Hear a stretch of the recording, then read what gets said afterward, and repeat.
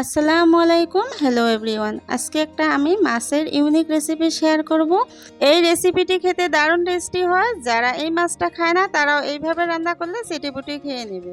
তবে আমি কিভাবে রান্নাটা করছি আপনারা সম্পূর্ণ ভিডিওটা দেখার চেষ্টা করবেন। বন্ধুরা, আজকে আমি কি মাছের রেসিপি শেয়ার করছি, মাছটার নাম আমাকে কমেন্ট বক্সে কমেন্ট করে জানাবেন। তাহলে চলেন রেসিপিটি শুরু করছি। এখানে আমি পরিমাণ মতন মাছের পিস নিছি। মাছটাকে সুন্দর করে ধুয়ে পরিষ্কার করে নিছি। এখন লবণ, হলুদ, মরিচ গুঁড়া, জিরার গুঁড়া মেখে মাছটাকে সুন্দর করে মেখে নেব। এমনভাবে মেখে নেব যাতে প্রত্যেকটা মাছের গায়ে লবণ, হলুদ সুন্দর করে লেগে। তো আমি সুন্দর করে মাছটাকে মেখে নিলাম। বন্ধুরা, এই মাছটা ভেজে নেওয়াতে বেশি তেলের দরকার হবে না। অলরেডি এই মাছের গায়ে চামড়ায় বহুত তেল লেগে থাকে। তো আমি গ্যাস অন করে একটা কড়াইতে দিয়ে দিলাম পরিমাণ মতন সাদা তেল। তেলটা গরম হওয়ার পর একে একে আমি মাছের পিসগুলো দিয়ে দিলাম। তো মাছের পিসটা দেওয়ার পর যখন এই রকম একটা কালার চলে আসবে তখন আমি মাছের পিসটাকে এইভাবে উল্টে পাল্টে তো আমি মাছটাকে সুন্দর করে ভেজে একটা বলে উঠিয়ে নিলাম। সেমভাবে আমি বাদবাকি মাছটাকেও ভেজে নেব। এখনও পর্যন্ত যারা একটা লাইক বা কিংবা কমেন্টও করেন না অবশ্য করে দেবেন ফ্রেন্ড, তাহলে আপনাদের একটা লাইক কমেন্ট আমাকে অনেক দূর এগিয়ে যেতে সাহায্য করবে।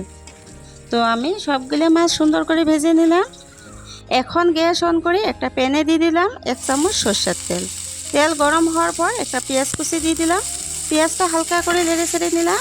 এখন দিয়ে দেবো একটা টমেটো কুচি, সাথে দেবো 10-12টা রসুন কোয়া। সব কিছু নেড়ে চেড়ে এগুলোকে ভেজে নিতে হবে। যখন এইরকম কালার একটা চলে আসবে তখন আমি একটা প্লেটত উঠিয়ে নেব।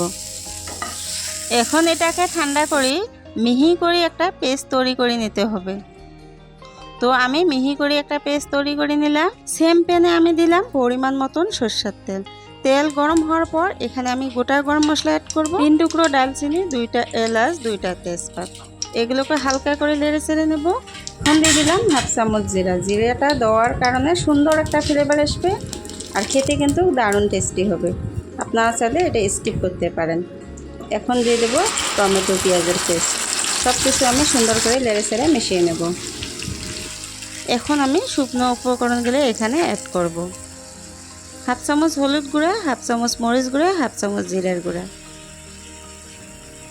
আবার আমি সব কিছু সুন্দর করে নেড়ে চেড়ে নেব। এইভাবে মশলা কষিয়ে রান্না করলে তরকারি কিন্তু খেতে দারুণ টেস্টি হয়। বন্ধুরা, অবশ্যই চেষ্টা করবেন মশলাটা ভালো করে কষিয়ে নিয়ে রান্না করা।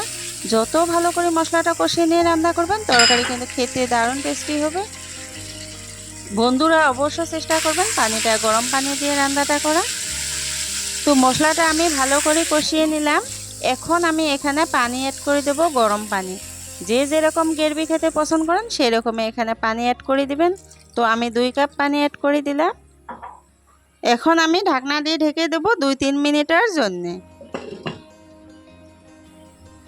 2-3 মিনিট পর আবার আমি ফিরে আসলাম।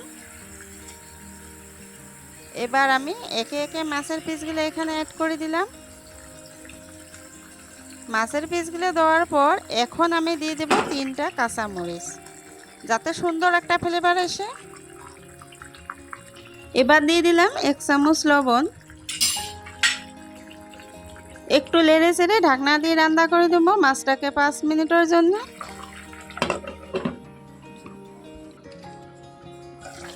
5 মিনিট পর আবার আমি ফিরে আসলাম।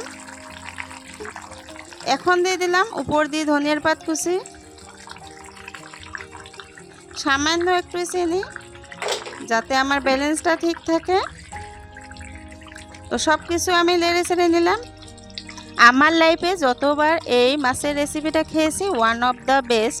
এই রেসিপিটা বাসায় তৈরি করবেন, তা না হলে বুঝবেন না।